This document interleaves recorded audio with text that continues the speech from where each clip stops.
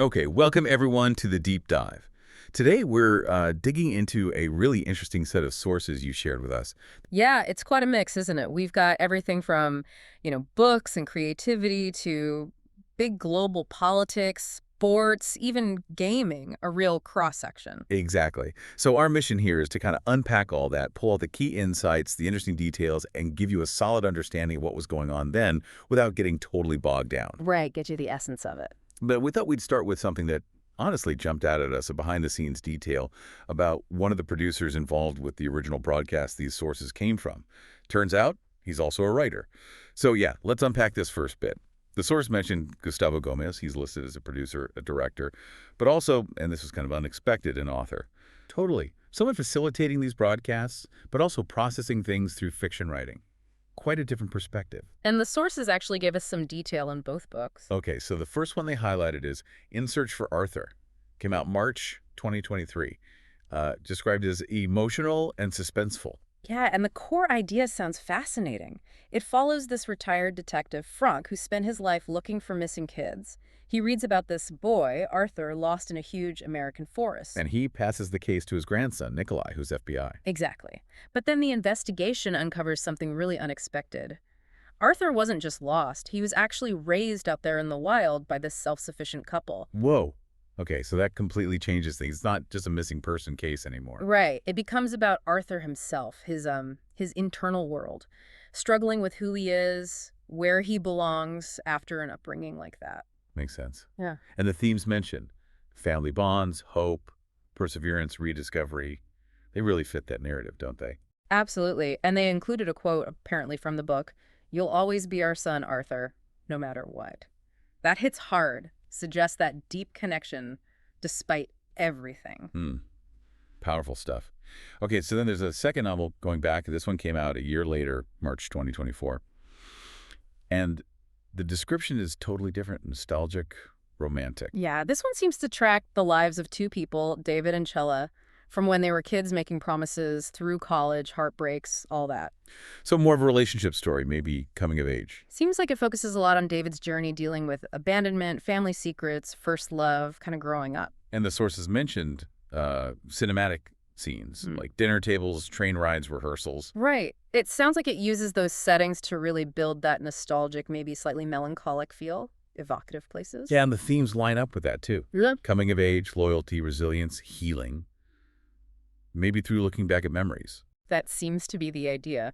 And the quote they pulled for this one, "Promise me we'll be friends forever," feels like it sets that whole nostalgic tone right from the start. So interesting. From this one producer, you get these two quite different stories. Yeah. One, a suspenseful search about identity. The other, this nostalgic romance. It's a cool reminder of the creativity happening, behind the camera. Yeah. Okay, now let's zoom way out.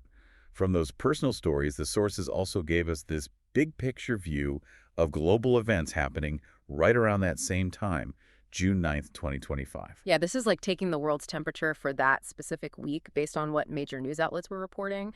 A real snapshot. And it's definitely a busy week. Let's just run through some of the headlines the sources pointed out. Remember, we're just reporting what the sources contained here. Exactly. So first up, major U.S.-China trade talks were happening in London right on June 9th. They were apparently tackling the big issues, tariffs, tech exports, Taiwan. High-stakes stuff. Meanwhile, back in the U.S., the sources reported 2,000 National Guard troops being sent to L.A. by the Trump administration. Right, and the context given was protests against an ICE operation, so indicating some significant domestic tension there. Also on the domestic front, energy policy was in the news. Westinghouse was reportedly in talks to build 10 new nuclear reactors. And the sources specifically link that to a Trump administration energy push. But then, sort of representing a different current, the sources also covered the World Pride March in D.C. Yeah, tens of thousands marching for LGBTQ plus rights. The material noted this was happening, against the backdrop of policy rollbacks from the Trump era, captures that push and pull. Shifting internationally, big news for sports fans. The FIFA Club World Cup was confirmed for the U.S. Huge event, 63 matches, 11 cities running mid-June to mid-July. Yeah, that's a massive undertaking. But also, more somberly, the conflict in Ukraine was ongoing. Reports mentioned Russian advances in the east-central region. And rising casualties, issues with prisoner exchanges, just a constant, difficult reality highlighted in the news. Politically, the sources touched on recent elections. Poland had elected Karol Nawrocki. And South Korea had apparently held snap polls, resulting in a new leader, though the source didn't name them. Interesting. And on the environmental front, anything there? Actually, yes, the UN Ocean Conference was happening in Nice, and what caught my eye was the focus on seaweed. Seaweed. Really highlighted as this potential kind of surprising solution for multiple things: food security, air quality, even helping coastal economies. An unexpected angle. Okay. And unfortunately, global health crises were also in the headlines. Sadly, yes. Hundreds of new cholera cases reported in Khartoum, Sudan. And the sources stressed this was happening amidst the ongoing civil war, just compounding crises. Terrible situation. And finally, markets. Always volatile. Well, bespoke markets were apparently rebounding a bit, despite the general volatility. But the sources also pointed to this, almost celebrity news impacting finance. A reported feud between Trump and Elon Musk was apparently making Tesla shares shaky. Wow. So yeah, that snapshot from June 9th, 2025.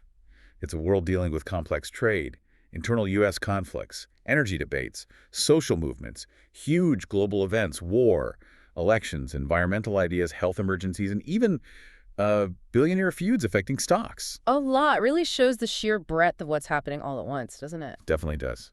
Okay, let's switch gears again. From the heavy global stuff to something often just as intense for people, the world of sports and increasingly gaming. The sources gave us a good look at this intersection too. Right. Game on, world off. But it seems like it's more game on, world on these days, the way they connect. Good point. So looking at live sports around June 8th and 9th, 2025, baseball season was well underway. Yep. The sources even listed specific MLB games for Sunday the 8th. Marlins Rays was actually live when the source snapshot was taken, MIA 1, TB 0, early innings, plus Padres Brewers, Rangers Nats, and others. Still a massive audience for baseball, right? The sources pegged it around 500 million fans globally. Yeah, significant. And they even threw in that mention of the Backyard Sports reboot, a fun little nostalgia hit showing how sports cross over into media. Huh, I remember those games. Okay, basketball. Playoffs were heating up. Big time. Pacers versus Thunder series was kicking off. Game 1 was Sunday, June 8th, evening start time PDT. And the sources laid out the whole series schedule, which is helpful. Games on the 11th, 13th, 16th, 19th. Alternating cities. Intense stretch. Definitely. And basketball's global reach, according to the sources, is even bigger than baseball, around 825 million fans. Ranks pretty high. So beyond those specific games, what other sports highlights did the sources mention?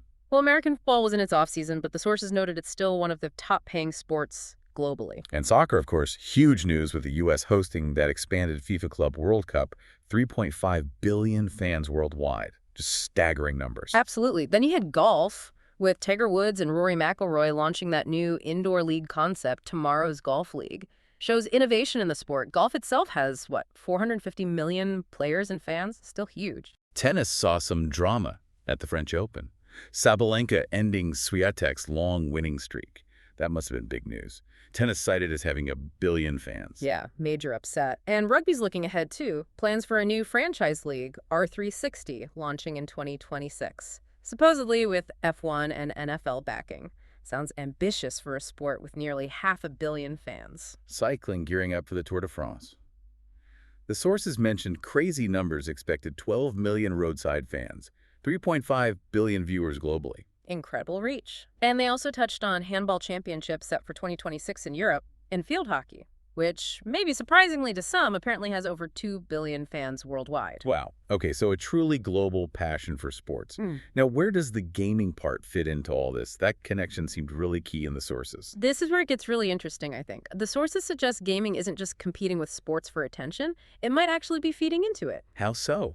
Through games like Nintendo Switch Sports. Exactly. That game sold over 16 million copies. It features soccer, tennis, basketball, all these sports. And it's noted as a physical activity crossover, not just sitting on the couch. And there was another one mentioned, Sports Story. Sort of an RPG mixed with sports. Yeah, a follow-up to Golf Story. Mixes narrative with playing cricket, tennis, soccer, golf, BMX. Sounds unique. Although the sources did include a little critique, didn't they? Something about fetch quests getting old. Yeah, it seems the crew providing the source felt that part dragged a bit. Even innovative games aren't perfect, I guess. Fair enough. But the bigger connection you mentioned. Right. It comes from the Olympic esports series. This features virtual versions of real sports baseball, cycling via Zwift, tennis via Tennis Clash, motorsport via Gran Turismo. Okay, so official Olympic recognition of esports based on real sport. Exactly. And here's the kicker.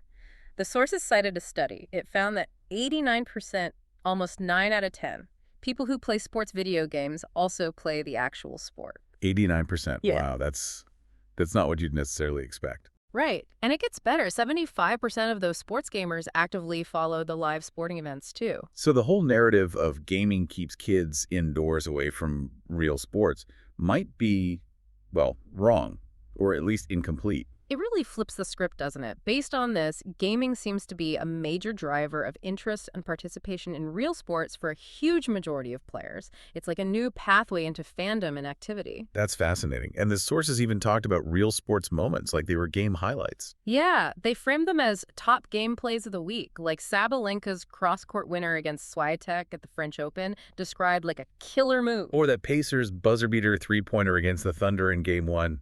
Clutch play. Totally. And Simon Yates winning the Giro d'Italia, they highlighted his consistency, almost like analyzing a player's stats or performance in a race simulation. So it really shows how the language and appreciation of skill are kind of merging between real and virtual competition. You see great plays, whether on a court or on a screen. So wrapping this up, we've really covered a lot of ground in this deep dive, all thanks to the sources you shared. We went from the very personal act of writing fiction, All the way through global politics, international crises, major policy shifts. and landed in this incredibly dynamic world where live sports and high-tech gaming are becoming more and more intertwined. It's quite the journey, just from looking at sources related to a single day, June 9th, 2025, really shows how layered our world is. Absolutely. And we really want to thank you, our listeners, for providing the material that made this possible. Specific thanks mentioned in the sources to Shio Luchin, Nineveh, Randolph Wagner, Cindy and Tristan, and Luz Mignetti. Your contributions built this window for us. And just a reminder about Gustavo Gomez's novels In Search for Arthur and Going Back. The sources mentioned they're available on Amazon and Barnes & Noble if you're curious. Okay, so here's a final thought to leave you with, something to maybe chew on after hearing all this. How do all these different threads, a personal creative quest, the huge movements of nations, the shared thrill of watching a game or playing one, how do they all connect? Or maybe how does understanding the sheer variety of things happening all at once help us navigate, just being informed citizens in such a complex world? Something to think about. Thanks for joining us on the Deep Dive. We'll catch you on the next one.